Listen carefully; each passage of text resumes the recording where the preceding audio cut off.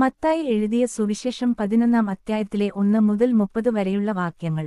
യേശു 12 ശിഷ്യന്മാർക്കും നിരേശങ്ങൾ നൽകിയതിനുശേഷം അവരുടെ പട്ടണങ്ങളില് പഠിപ്പിക്കാനും പ്രസംഗിക്കാനുമായി അവിടെ നിന്നു പുറപ്പെട്ടു.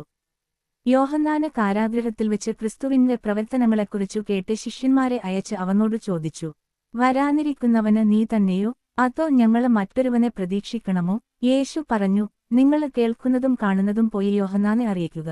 അന്ധന്മാര് കാഴ്ച പ്രാപിക്കുന്നു, മുടന്തന്മാര് നടക്കുന്നു, കുഷ്ഠരോഗികള് ശുദ്ധരാക്കപ്പെടുന്നു, ബധിരര് കേൾക്കുന്നു, മരിച്ചവര് ഉയിർപ്പിക്കപ്പെടുന്നു, ദരിദ്രരോട് സുവിശേഷം പ്രസംഗിക്കപ്പെടുന്നു.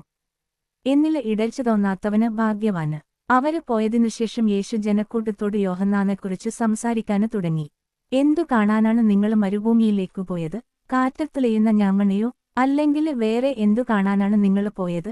മൃദുല വസ്ത്രങ്ങള് ധരിയിച്ച മനുഷ്യനെയോ? മൃദുല വസ്ത്രങ്ങള് ധരിക്കുന്നവര് രാജകൊട്ടാരങ്ങളിലാണുള്ളത്. അല്ലെങ്കില് പിന്നെ എന്തിനാണ് നിങ്ങള് പോയത്? പ്രവാചകനെ കാണാനോ? അതെ, ഞാന് നിങ്ങളോട് പറയുന്നു, പ്രവാചകനെക്കാള് വലിയവനെത്തന്നെ. ഇവനെപ്പറ്റിയാണ് ഇങ്ങനെ എഴുതിയിരിക്കുന്നത്, ഇതാ, നിനക്കു മുമ്പേ എന്റെ ദൂതനെ ഞാൻ അയക്കുന്നു. അവന് നിന്റെ മുമ്പേ പോയി നിനക്കു വഴി ഒരുക്കും. സത്യമായി ഞാന് നിങ്ങളോട് പറയുന്നു, സ്ത്രീകളില് നിന്നു ജനിച്ചവരില് സ്നാപക യോഹന്നാനെക്കാള് വലിയവന് ഇല്ല. എങ്കിലും സ്വർഗരാജ്യത്തിലെ ഏറ്റവും ചെറിയവന് അവനെക്കാള് വലിയവനാണ്.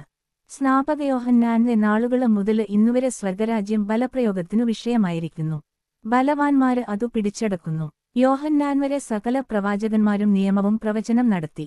നിങ്ങള് സ്വീകരിക്കാന് തയ്യാറാണെങ്കില് ഇവനാണ് വരാനിരിക്കുന്ന ഏലിയ. ചെവിയുള്ളവന് കേൾക്കട്ടെ. ഈ തലമുറയെ എന്തിനോടാണ് ഞാൻ ഉപമിക്കേണ്ടത്? ചന്തസ്ഥലത്തിരുന്ന് കൂട്ടുകാരെ വിളിച്ച്, ഞങ്ങള് നിങ്ങൾക്കുവേണ്ടി കുഴലൂതി. എങ്കിലും നിങ്ങള് നൃത്തം ചെയ്തില്ല. ഞങ്ങള് വിലാപഗാനം ആലപിച്ചു എങ്കിലും നിങ്ങള് വിലപിച്ചില്ല എന്നു പറയുന്ന കുട്ടികൾക്ക് സമാനമാണ് ഈ തലമുറ. യോഹന്നാന് ഭക്ഷിക്കാത്തവനും പാനം ചെയ്യാത്തവനുമായി വന്നു. അവന് പിശാചുബാധിതനാണെന്ന് അപ്പോൾ അവര് പറയുന്നു. മനുഷ്യപുത്രന് ഭക്ഷിക്കുന്നവനും പാനം ചെയ്യുന്നവനുമായി വന്നു. അപ്പോൾ അവര് പറയുന്നു, ഇതാ, ഭോജനപ്രിയനും വീഞ്ഞുകുടിയനും ചുങ്കക്കാരുടെയും പാപികളുടെയും സ്നേഹിതനുമായ മനുഷ്യന്.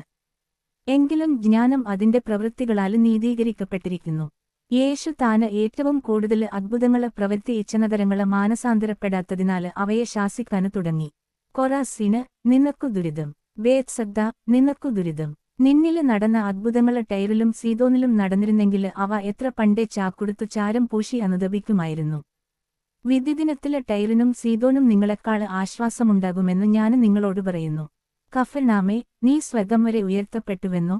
പാതാളം വരെ നീ താഴ്ത്തപ്പെടും. നിന്നില് സംഭവിച്ചദ്ഭുതങ്ങള് സൊദോമില് സംഭവിച്ചിരുന്നെങ്കില് അതിന്നും നിലനിൽക്കുമായിരുന്നു. ഞാന് നിന്നോട് പറയുന്നു, വിധിദിനത്തില് സൊദോമിന്റെ സ്ഥിതി നിന്റേതിനേക്കാള് സഹനീയമായിരിക്കും. യേശു ഉദ്ഘോഷിച്ചു, സ്വർഗത്തിന്റെയും ഭൂമിയുടെയും നാഥനായ പിതാവേ, നീ ഇക്കാര്യങ്ങള് ബുദ്ധിമാന്മാരിലും വിവേകികളിലും നിന്നു മറച്ച ശിശുക്കൾക്ക് വെളിപ്പെടുത്തിയതിനാല് ഞാന് നിന്നെ സ്തുതിക്കുന്നു. അതെ, പിതാവേ, ഇപ്രകാരമായിരുന്നു നിന്റെ തിരുവുള്ളം. സർവവും എന്റെ പിതാവ് എന്നെ ഏൽപ്പിച്ചിരിക്കുന്നു. പിതാവല്ലാതെ മറ്റാരും പുത്രനെ അറിയുന്നില്ല. പുത്രനും പുത്രന് ആർക്കു വെളിപ്പെടുത്തിക്കൊടുക്കാൻ മനസ്സാകുന്നുവോ അവനുമല്ലാതെ മറ്റാരും പിതാവിനെയും അറിയുന്നില്ല. അധ്വാനിക്കുന്നവരും ഭാരം വഹിക്കുന്നവരുമായ നിങ്ങളെല്ലാവരും എന്റെ അടുക്കല് വരുവിന്, ഞാന് നിങ്ങളെ ആശ്വസിപ്പിക്കാം. ഞാന് ശാന്തശീലനും വിനീതഹൃദയനുമാകയാല് എന്റെ നുകം വഹിക്കുകയും എന്നിൽ നിന്നു പഠിക്കുകയും ചെയ്യുവിന്. അപ്പോള് നിങ്ങൾക്ക് ആശ്വാസം ലഭിക്കും. എന്തെന്നാല് എന്റെ നുകം വഹിക്കാനെളുപ്പമുള്ളതും ചുമട് ഭാരം കുറഞ്ഞതുമാണ്.